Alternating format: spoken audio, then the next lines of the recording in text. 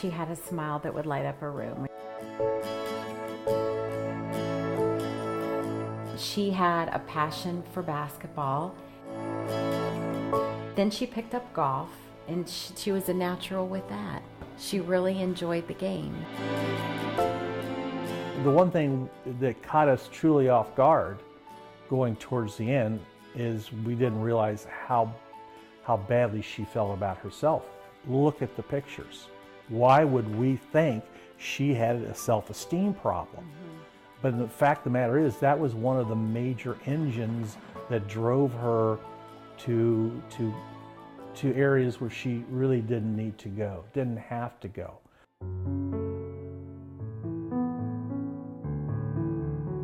My spoons started to disappear.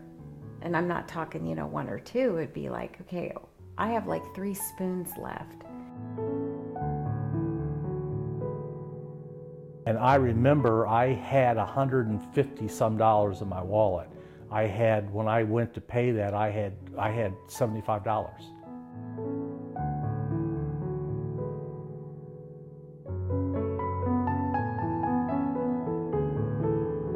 And of course she started crying. And yes, I came down. Yes, I took your credit card. Yes, I used it.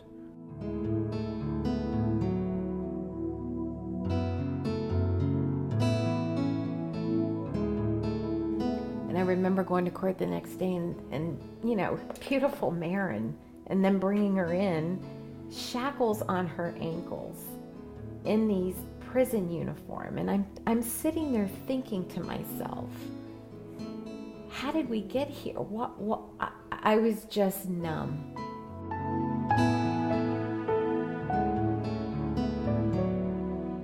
She needed the money to pay some people back, and she needed the money to trade the gas for the heroin.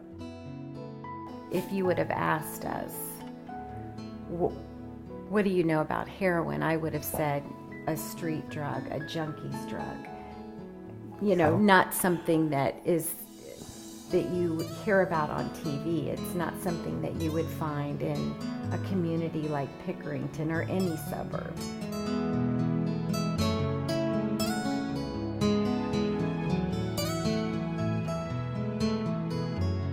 I mean,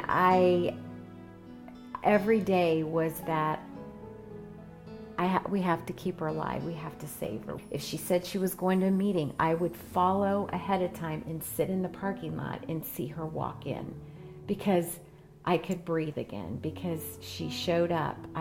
We got one more day. She's sober one more day.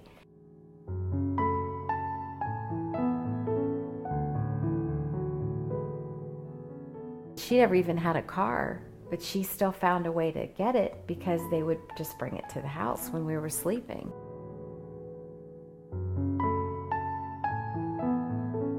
I remember walking into the apartment, and I've never heard such a horrendous scream in all my life.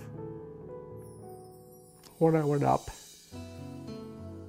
and walked through that bathroom door and saw him there holding my daughter,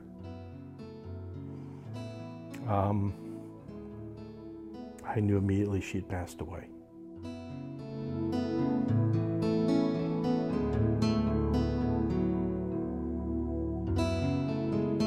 I know she really wanted to make it. And I know she doesn't want to see any other family go through what we have gone through. And I know she wants me to talk about it. And then I found her journal that I bought for her. In her journal, she wrote a goodbye letter to heroin. Dear heroin, before I met you, I was full of life, at least from what I thought. But then problems started coming my way that gave me the excuse to meet you. It was like love at first sight. Not only did you do things for me, but boy, did I do things for you.